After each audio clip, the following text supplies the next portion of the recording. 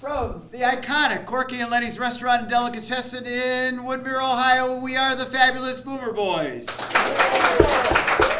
crowd, good crowd. All right. I'm Bob Snyder. This is Bruce Bogart. We've been friends since the 4th grade, and we've been doing this show now for almost 1 year from Corky and Lenny's. And we want to thank you for coming, those of you that are here, those of you watching on YouTube. Tonight we've got a real special guest, although I guess we could say all of our guests have been special because they've been nice enough to come here and talk to you and me. That's true, but let's stay in the present right now. All right, in the present. All right, in the present. Let's remember that next week, we want to remind people of that, we have Marty Gitlin. Now, I understand you know him. I know of him. Oh, I've met him through someone who actually was in our audience a month ago and sent us a note, sent it to me because he likes me more. I guess. Or feels comfortable with me. All right. And he says, you got to get this guy in the show. He wrote a book himself about situation comedies. And he knows that I'm shallow. He knew that it would be great for me. So I reached out to the guy, and he's going to be in the Cleveland area, and we're going to have him next week, Marty Gitlin. Now, he was also a writer for the News Herald. Correct. We want to talk about that. And here's the clincher we didn't know until after we booked him. Yeah. He went to Brush High School. A lot of you like that, right? That's a Our good. alma mater. Come on now, Brush High. Brown and gold here. All right. Okay. So he'll be here there, and he's really writes a lot about pop culture, and he's a historian of things of pop culture, and he's written also some books about sports celebrities. So I think that's going to fit our baby boomer audience. You have to admit, you're doing a lot more reading since we've been doing this stuff. There's no doubt about it. I was just talking to Mike Silverman, one of my friends here in the audience, and we were talking about all the different books I've read because of the authors we had on. I've read more books in this year than I did my 4 years in college. You might. No doubt about it. There's no cliff notes. I've read the books. I still don't believe it. Anyway, No, listen, you before we get to our guest, we were talking about this Psycho, the movie. Yes, that's what we're going to talk about tonight. Right, Psycho, and right. it's just the way it is. I never saw the movie. Okay. Okay. I just, I was the product of a broken home, so I didn't have that much opportunity to get to the movies. But I wasn't going to see something scary. That's okay? the real reason. Let's be honest. I'll tell you what did you scare me. You were afraid of scary All right, movies. Okay. Watch this segue. Here's what scared me growing up. The guys on Beaconwood, the street around the corner. Okay. And one of the scariest guys who I fell in love with, because we became a good friend, was Jimmy Masseria. Oh, what a great guy. And Jimmy's he's ailing right now. He's in Hillcrest Hospital. He watches the show. He's been in our audience. So this is for you, Jimmy. Jimmy, good Take luck. care of yourself. Get better, everybody. Yeah. Awesome. Yeah. We're hoping we're going to see you here at the show soon. Okay. So that in mind. Let's talk about tonight. All right. Let's. There's okay. One of the reasons we have tonight's guests on is because we always like to talk about things that are going on in the baby boomer generation or went on the baby boomer generation. So our guest tonight is a PhD. Used to teach at Lakeland Community College. He's a professor emeritus. You had to tell me what that was. Yeah, Bob calls me. What does emeritus mean? Yeah, you had to tell me what that was. How do we get together? I don't know. Go ahead. We would today, but anyway. I'm looking at my notes here because this is important. He was born in Boston, Bruce. This is the part I like, though. But he came back to Cleveland twice. He left once to come back, go to Texas, and then he came back to come back and raise his family in Cleveland. It's my kind of guy, and we're going to talk to him about Psycho in the Shower, one of the classic all-time, in fact, it is the classic horror movie theme episodes ever. So everybody help us welcome here Phillip Skerry. All right. I brought my Psycho knife. Please sit down. Phillip Skerry. We got to What a start. good name. We're That's all a right perfect off the name. bat. All right. Right, Now, is that your perfect pseudonym or is that your real No, name? that's my real Skerry. name. But what? Really? It's funny, in Boston, they don't pronounce it Skerry. It's like Skerry with a short E. And no one ever made fun of my name until I came here, and my students would say, "You're Dr. Scary, huh?" Uh-huh. And I'd say, "No, I'm not that scary." You're not Even that though I scary. wrote a book Okay. about Psycho. Well, you sure did. And let me show everybody the book. Psycho in the Shower, the history of cinema's most famous scene. There is not a baby boomer among us who, other than Bruce Bogart, Right there. did not see this movie, but at least Bruce has still heard of it, right? Oh, definitely heard of Yeah, it. okay. So, what got you into writing the book? Well, a book is like a journey, and you have a beginning, and then there are detours here and there, and then you think you're going to start here, and you end up over here. My journey started in 1960 when I saw the film for the first time, and I can't tell you how traumatic that was to see that film. And in 1960, the theaters would open at like 11 o'clock in the morning, and they'd run double features, and you just walked in whenever you wanted to. I used to go to movies after school all the time. I'd go in and, the first movie would have started, and I'd watch half of that. But Psycho was different. Hitchcock said no one can come into the film after it starts. Now, that's a huge thing. Very big. We see now commercials, they go, don't go see this movie alone, or, Right. the ushers won't let you in until then. But that was the first time. One thing about Hitchcock, he was a marketing genius. He knew that some people said, no, don't do that, it'll keep people away. But he knew that would build word of mouth. People would say, I saw this movie, but no one would tell you what happened. He said, no, you got to go see it yourself. So here's this movie that starts at a particular time at night, and we heard a lot about it. And I went with my friend, Ralph Spinelli. He's my friend today. He was your Masseria. Yes, he was, He was your Jimmy absolutely. Masseria. Yes. His father was a bookie, Jimmy Spinelli. Oh, I shouldn't have said that. Anyway, so we went to the movie together, and we're watching it, and, it starts out with Janet Leigh lying down in bed with that sword-tip bra, and we're 16 years old saying, my God, this is a great movie, And then it goes on, and nothing much has. She steals some money, and then she goes to this place, and she's at a motel, and she meets this very nice kid, young guy, who comes out, and then she decides she wants to take a shower. So Ralph and I are now watching. Now I'm going to stop you. Yeah. Okay, because this, I think, is real important for people because I was talking to people in my office today. Yeah. They didn't realize this. Back in that day, when movies were made, and this started like around the 30s and went up until the late 60s, actually, a movie that was made by a major studio would not get the distribution unless it had this code. Production code. Okay, tell everybody that. The production code was instituted by the producers of the major studios in the early 30s to ward off government censorship, because movies were licentious and there were lots of moralists saying don't go to see movies. So the producers said we've got to police ourselves. So they came up with a very strict code. It was written by a Jesuit priest and a layman. And it's funny that Catholics ran the production code and the Jews ran the studios. And so the Jewish heads of the studios had to conform to this ridiculous set of rules. No kiss could last more than 3 seconds on the screen. No tongue, right? No tongue at all. People couldn't be shown near a bed. All these crazy things. They didn't show a toilet. They didn't. Well, it's Psycho like was the Dick Van first one. Dyke in separate beds with Mary Yes. Tyler Oh, Moore. Lucy and Desi. That was 30 Yeah. years later. Yeah. So the production code ruled, and Psycho really broke almost all the rules. Okay, so that's why I interrupted you, because I Yeah. think people don't realize that things that he did and got away with in his movie had never been done or gotten away Right. with before. Right? And the thing like is- Janet Leigh's laying there and Right, absolutely. And then when she's taking off her robe, Ralph and I are very interested in what we're going to see. Right. And then we see this weird scene of a close-up of an eye looking through a hole, and then she gets in the shower, and then everything explodes. It changes. You talking and about you guys? Everything changes, and the cinema world is never the same again. I'm not going there. The cinema world was never the same again. After that, like 34, it's a very short scene, like 34 seconds if you add it up. And it's, it's gruesome. It's the important thing in my mind is that it yoked together sex and violence in a way that had never been done before. And once those two were yoked together, films would change after that, because as you know, if you go to the movies, sex and violence go together. One feeds onto the other, and Hitchcock just knew that. He sensed that, and he knew the times had changed. the 60s were coming, the 50s, we had rock and roll, we had rebellion, we had all these things going on.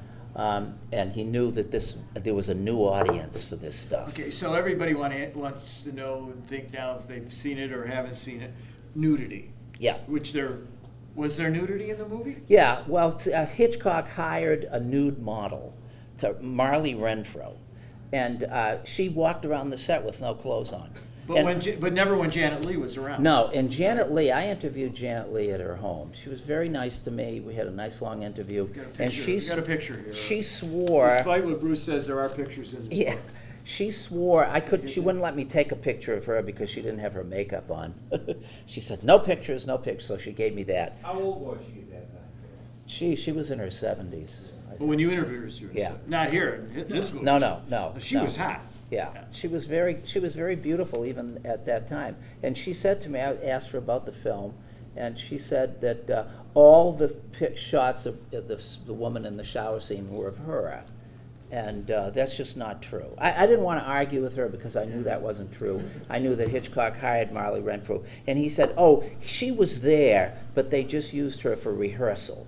They'd set up the scene so we'd know the knife was coming down here, and then they'd move the camera over here and so forth. But no, it's just me, and that's just not true. Well, and the reason part of that is because Hitchcock had this respect for her. Yeah, absolutely. Right, and in those days she wouldn't do a nude scene because then she'd be thought of as a right. And there are so many myths about the shower scene. And Janet Leigh told me a funny story. She took her kids on the Universal tour, and they go in the Psycho houses there, and the motel. So the guy is the narrator. He said, and Hitchcock, he used cold water in that shower, and Janet Leigh didn't know he was going to kill. And he hears from the back, that's not true. Someone said, what? And they said, it's Janet Leigh. Right. And she said, Hitchcock did not use cold water, he used warm water. I just thought that was really funny. The person herself on the tram tour with her grandkids. When you went to the movie with the Bookie's kid, Yeah. Did you guys know you were going to see a scary movie? We hear people said, they'd never seen a film like that before, but no one said anything. They said, no, you got to see it. It was like a secret, and that was the genius of it. It was all word of mouth. Go see it, go see it, go see it. And Hitchcock didn't let any critic see it before it was released. Oh, he did? No previews. And the critics didn't like the film. They smashed it. It didn't get good reviews because I think they were angry that Hitchcock didn't let them in on it. Was there any speakable plot to the movie? Oh yeah, there is a I plot. don't know. Yeah, it's a very. I wasn't there. It's a great story, actually. Yeah. It's really a real. You gotta read Phil's book. That's right. It's a real twister. Yeah, story. it has a great twist ending. Yeah, And we didn't see it coming at all. You didn't see, and the other thing is about he did not let anybody on the set. Right. Hitchcock, right? I mean, that was another thing that was. It was a special. closed set. Well, he had Marley Renfro running around naked. Right. But he didn't want any publicity out about this film. They kept the wraps on the film, and they did a very good job. So when we saw it, it changed me. I never was the same afterwards. It was such a shocking scene. In fact, I grabbed my friend Ralph Spinelli, or he grabbed my arm, I can't remember, but there was a black and blue mark on there because it was so, and people were saying, oh my God, they were screaming and yelling, and there was an ambulance outside one theater, and when you see the stuff that goes When my wife heard that I was going to be doing this, when I'm reading this book and interviewing, she said, now you know that I have never, after I saw that movie, she has never taken a shower with where there's a shower curtain in a hotel or motel unless I was in the room. And there's no doubt in her mind it's because of the traumatic of watching that movie.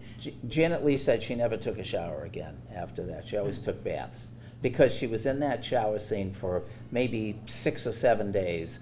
And they were, relentlessly doing it over and over again. She was, even though the set was closed, they had catwalks, and some of the stagehands would get up on the catwalk and look down, and she had moleskin over her private parts. Yeah, because she was not naked. No, and so it kind of peeled away as the warm water was coming down. So she said, those guys got an eyeful. That's what she said to me. Now, when you watch the scene, and I just watched it again today, if you want to Google it, you can, and you can see it. You think you're seeing somebody nude, but Yeah. you really, I mean, I can say this, you don't see any nipple.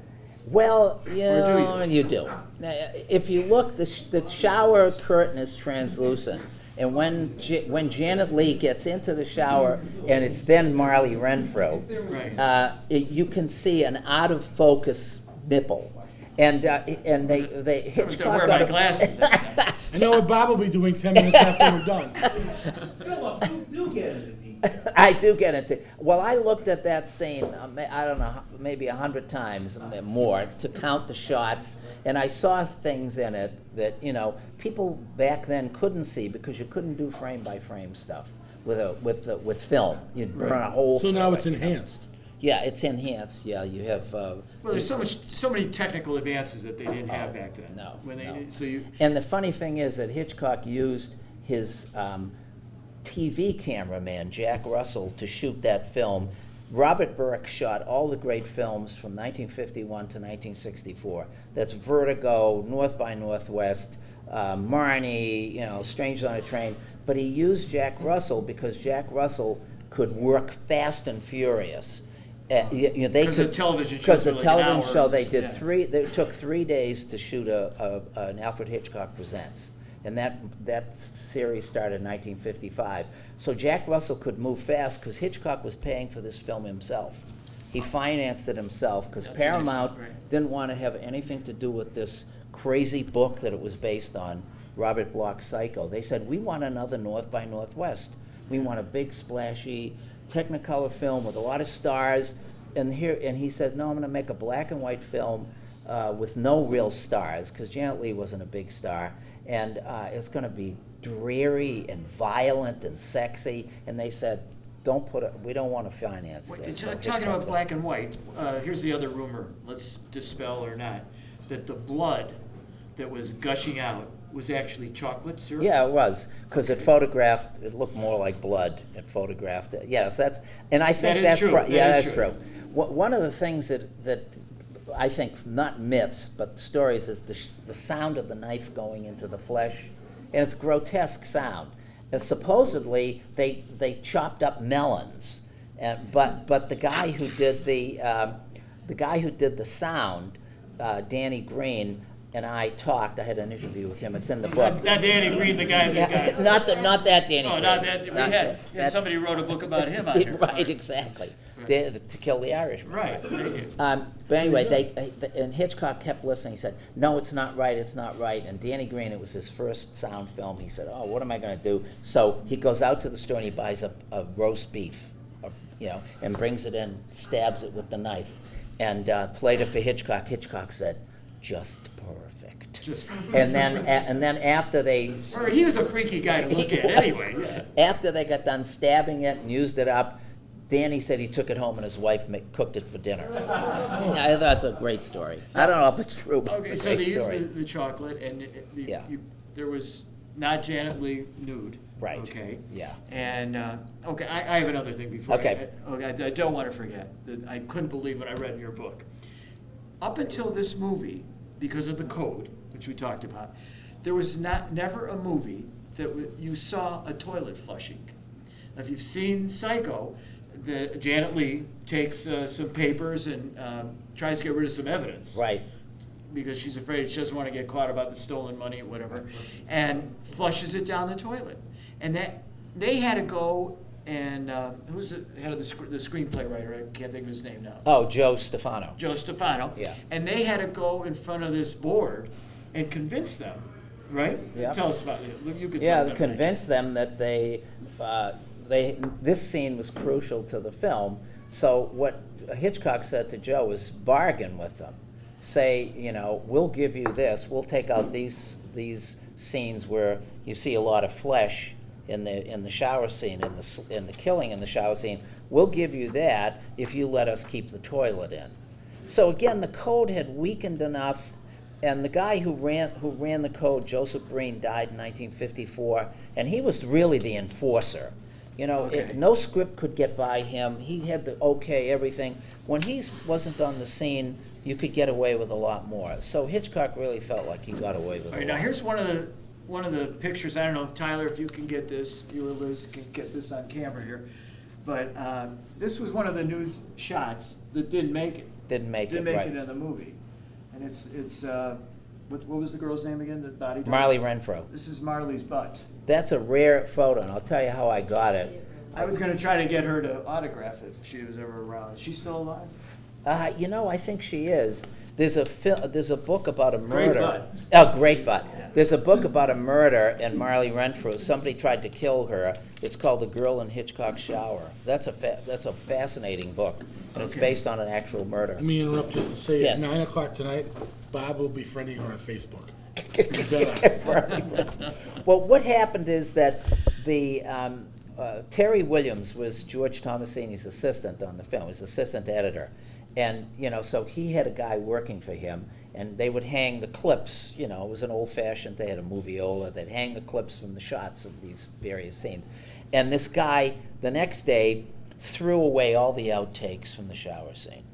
So we would have had him, but he threw them away. Of course, he got fired. But Terry said that he said, I want to show you something. And he went in the back room and he gave me a strip of 35 millimeter film. He said, this is the only thing we were able to salvage. And it was that shot. Oh, So I said, how the heck am I going to get it? And I won't tell you how I got it into the book, because I had to, you know, cut some corners, because there are all kinds of copyright things. But anyway, that's how that got in there. No one else had seen that except for Terry Williams. So I had it blown up and I put it in the All book. right, give us another myth that maybe you can expunge here. Oh, about boy, the, let me think. Myth. With the when they had I know, the knife. Oh, yeah, Right? yeah, the So, knife. Stuart Yes. Fenton used to be a Right. boomer boy, but right, that knife was. They said the knife, and Hitchcock in a lot of interviews said, oh, you know, it looks like violence, but the knife really never touches the flesh.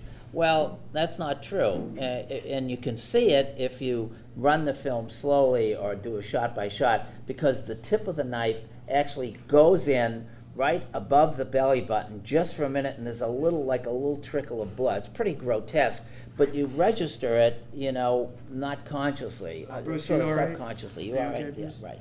I have questions. I just But wanna anyway, make sure so this blood that's- isn't getting to you. In fact, I said to Hilton Green, I interviewed, he was the assistant director. He said, Great interview, by the way, of Hilton Green. I love Hilton I Green. can't recommend this book any more highly than it's just. I have some fantastic. copies, by the way, if anybody. Okay, all right, we have copies here. Okay.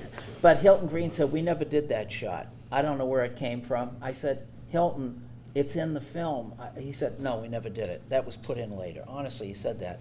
And I said, well, who the heck would put it in? So that's another myth or mystery about the film that, you can't get a straight answer on. But I know what I've seen, and you can see it if you slow it down. Okay, did you ever talk with Hitchcock? No, never met the man. Never Wish I met had. him. I wish I had. Yeah. Yeah. I have a Hitchcock clock, and believe it or not, it's in my bathroom, and it faces the shower. Faces the shower. So I see That's Hitchcock cool. every day. Say, hey, how you doing, Do Alfred? you prefer shower to bathtubs, or? Yeah, I do. Absolutely. Okay. Yeah, but I have glass, not a Well, shower no, curtain. that's the thing with my wife. It's the Yeah. curtain. Yeah, that the she- curtain. Well, it's you hear that, and then it gets torn down. And how about that music that would play? Oh, Bernard Herrmann. Yeah. Okay, tell us about that. Bernard Herrmann was I think, great composer, and he did all of Hitchcock's great films up through Marnie. Not all of them, but he did. He started with the Trouble with Harry, which is a great dark black comedy, and then he did Vertigo, North by Northwest, The Wrong Man, The Man Who Knew Too Much, and then Psycho, and The Birds, and then Marnie, and then he and Hitchcock had a falling out on Torn Curtain. Now, do you think? I've got to ask this. I mean, these movies are a little bit out there, and you didn't meet him, but you talked to the people that were pretty intimate Right. with him. So this guy wasn't like some of these Hollywood people we're hearing about now. He didn't have the casting couch, or did Oh he? no! Well, no. if you saw that film with Anthony Hopkins called Hitchcock, It was about the making of Psycho. Hitchcock did have this weird thing for blondes. And, Why is that weird?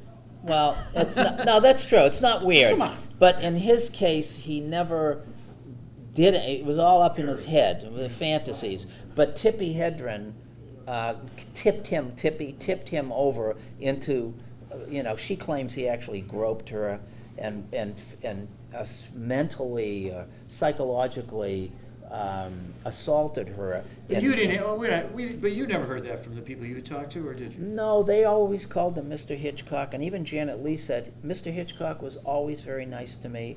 I never heard him say he might tell an off-color joke, here and there, but he was always very nice to me, and I don't believe any of these things because she was still alive when that book came out She about was. Hitchcock and his leading ladies. So she said no, he was a nice guy. Bruce wants to ask. Can you yeah. call on me, please? Yes, please. Okay, enough of this violence, okay? Okay. I gotta bring it to my level.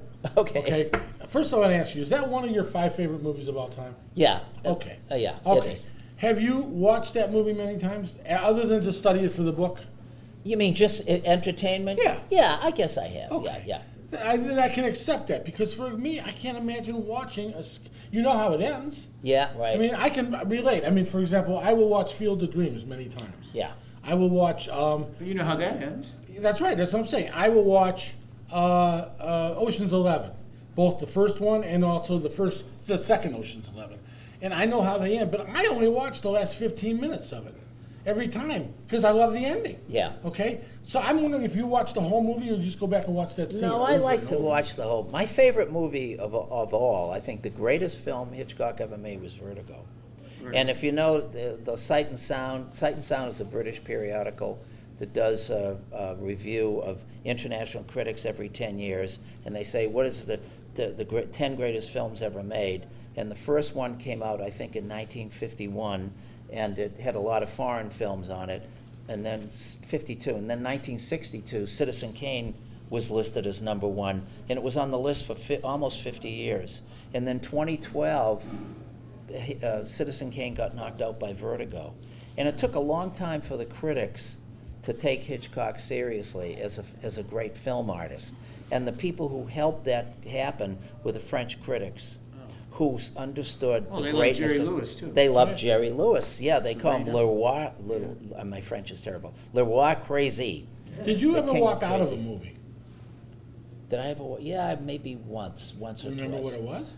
Friends with Benefits. I think I walked out. I of. just watched that the other night. That was. Yeah, I just didn't like it, and watched I it. can't You remember. leave your wife in the theater? What'd you do? No, we both walked out, and maybe there was one other, but for the most part, I stick with the film. I want to. English Patient, anyone like that one? The English Pay. I love the English Pay. I know you didn't like the English. I'll tell you, It's a very- Elaine Bennis did not like it. Elaine Bennis did not. hated that movie. All right, what about the sequels? 'Cause we Oh, only have you- Psycho 2, 3, and 4. Yeah, I mean, I can't get into those at all. Yeah, well, but- Janet Leigh said she was glad. They asked her to do Psycho 2, and they asked Joe Stefano. He didn't want to do it. He wanted to get past Psycho and have another career. And she said, I don't want to do it, but Anthony Perkins said, I'll do it. And then he got stuck as Norman Bates. Which now the millennials have Bates Motel. The Bates Motel. It's a wonderful series, absolutely. Did you like the Bates Motel? Oh, I thought it was great. Oh, you did? Yeah, Okay.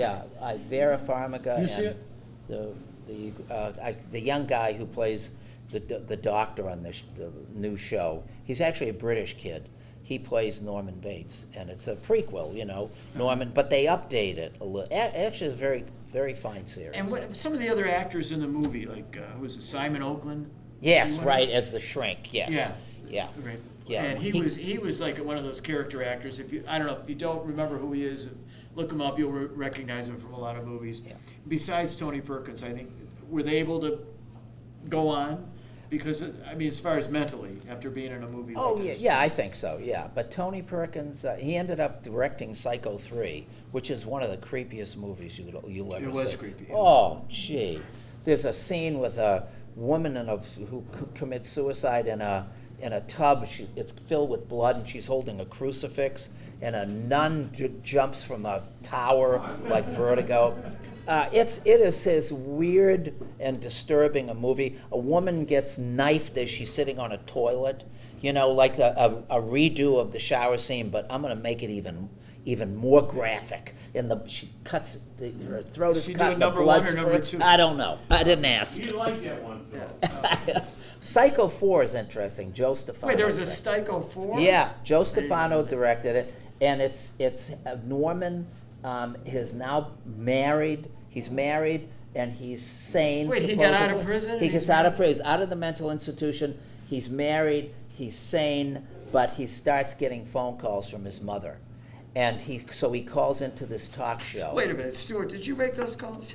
He's the king of the phony phone call. That's Well, anyway, it's actually, and Joe Stefano wrote that screenplay. It's really, I think, of all the sequels, Psycho 2 is good too. Psycho. Yeah. All right. Other than Hitchcock, what movies did you like?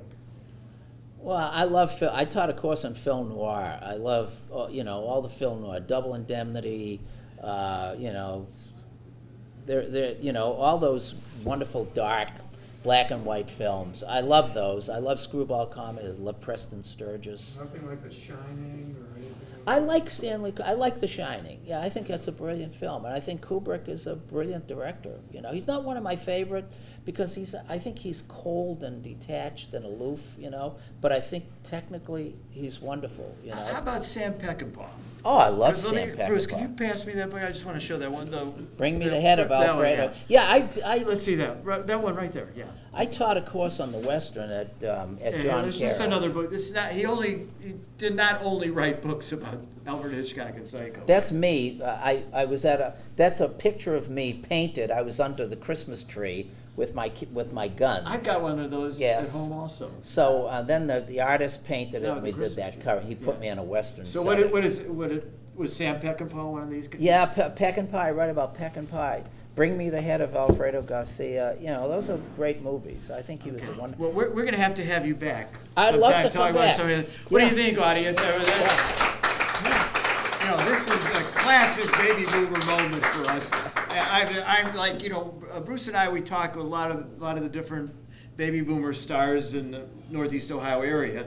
We've been lucky enough to have them on here, and we talk about how a lot of them have found new careers and made themselves over again and that kind of thing. And it's great to actually talk to somebody who's, interview the people that were involved in what I agree. This is the most famous scene of a movie that Yeah. I can remember. Yeah. It just is, I hope all of you go to see it if you haven't seen Yeah, it. if you've seen it Don't yet. take a shower after. I was going to bring in. I have a big plastic knife, and if you press the button on it, it goes. And do I have time to tell one quick story? Sure. Okay. So I'm interviewing Danny Green. I see this plastic knife. on Not this, Danny Green, not the The other not the other Irishman. Danny Yeah, Green, right, the sound guy. And I see this knife, and I said, "Where did you get that?" And he said, "Oh, my niece gave it to me." I said, "I love this. I want one." He said, "Take it home."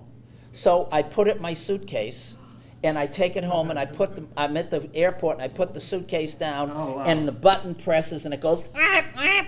So the woman said, "What's that?" I said, "Oh, that's my knife. I have a." She said, "You have a knife in there?" I said, "No, it's a Psycho knife." She said, "You have a honest." So they call security over, and they grab the suitcase, and and they're opening it up like this, and they take out this big plastic knife, and everybody's standing around looking and saying, "Who is this guy?" And I don't know how I talked my way out of that, but they Charles actually, Manson's brother. yeah, they actually let me take the knife, but I had to take the batteries out of it and put it into something else, and I was able to take it home. But anyway, that's Your my name's on the Psycho. list. You know You're on that. the I list know, now. I You're probably you're am. gonna be stopped every time. Right. Bruce, what do you think? I'm impressed. I'm impressed because who knew you could write a book about one scene? Yeah. No, I we mean, were laughing when We we were. said I we mean, were going to you know. have you on, and then I read the book, and Bruce talked about this, and it's just unbelievable. Well, really. thank you. I love the scene, and it was a challenge to write a book on a single, because it's really not only about the scene; it's about everything leading up to it. How does So- somebody get the book? I mean, other people here. I today have can buy it. copies you can buy. You can order it online. You can. can. It's published by Bloomsbury. You can order it. Barnes and Noble won't carry certain books because they can't return them. But if you go into Barnes and Noble, they'll order the book for you, and I'll be glad to sign the book if you want to buy tonight. I'll be well, glad if you're to busy, sign I'll it. sign your name. I have no problem with that. We do that with other authors. All right, It's a courtesy thing. Really, once again, great guest. Thank you. Thanks, Phil. Thanks for being here.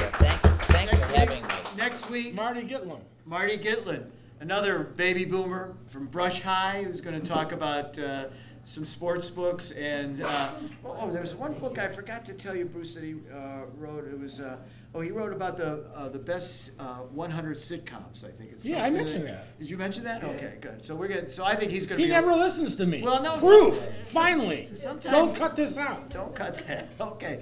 And if you're at home and you're watching this, do us a favor. Hit the like button and also subscribe. And be sure to tell your friends that if they want to hear all about Psycho, the history of cinema's most famous scene, they should tune in to the Fabulous Boomer Boys and watch this, because this is really, they're going to love it. So until next week, everybody, thank you, and we'll see you then. Okay. Thanks. You guys are good.